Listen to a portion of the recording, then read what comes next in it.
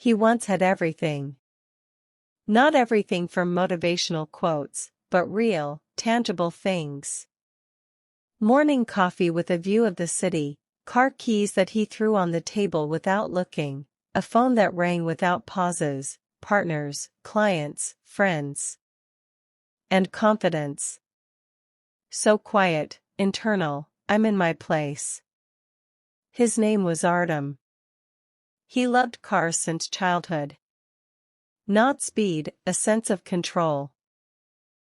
How the engine obeys, how the steering wheel gives in the palm of your hand, how the road seems to negotiate with you. You pay attention to me, I give you the way.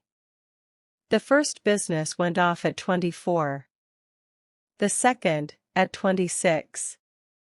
At 28, he was already changing cars not because they broke down, but because he wanted to. Friends would say, "You've taken off." He smiled, "You just didn't stand still." He wasn't a bad person. But gradually he became deaf to the little things.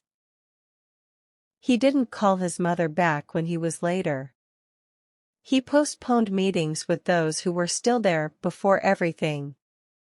And learned not to notice fatigue, neither his own nor someone else's. His life was going in sixth gear. A fall never starts from one day. First one contract fell through. Then another.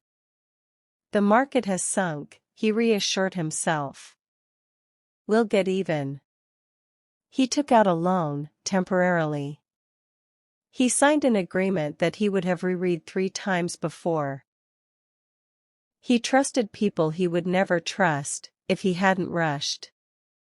The phone started ringing differently. Briefly. Sharply. With pauses. Friends started not keeping up. And some simply disappeared. One evening he was sitting in a car in the parking lot, not turning off the engine and looking out the windshield. The light from the streetlights trembled, as if the city itself wasn't sure what to do next. When did I lose control? He thought. And for the first time he couldn't find an answer. Road accident. It was just ordinary rain. The kind that doesn't scare, but lulls. He was driving faster than he should have. Not because he was in a hurry, he was running away. From the calls. From the numbers in his head. From the feeling that he wasn't the same anymore. The oncoming headlight flashed sharply. The steering wheel went sideways. Brakes. Impact. The world shrank to the sound of metal and darkness. The last thought was strange and simple. That's it. I didn't have time. Silence. He woke up from the silence. Not the hospital, not the pain, precisely the silence. The kind that rings. Then the pain came. Slowly. Hard.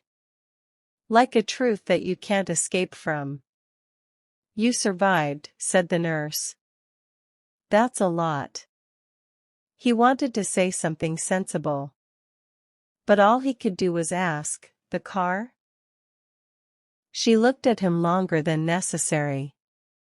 The iron, she replied. The iron can be replaced. He closed his eyes. Because for the first time he understood, not everything. The bottom. After the hospital there was no triumph. There was no, I'll start from scratch, to music. There was a small room. An old telephone. Empty mail. Debts did not disappear anywhere. People did not return. And confidence, too. He sold the watch. Then something else. Then, the thing that never. And one evening he sat on the floor, leaning his back against the wall, and laughed. Quietly. without joy. That's it, Artem, he said to himself. That's the finish. But there was no finish line. It was morning. First gear. He went to work where he wouldn't have gone before, even for a minute. With his hands. Slowly. 4 pennies. His knees hurt. His back reminded him of the accident.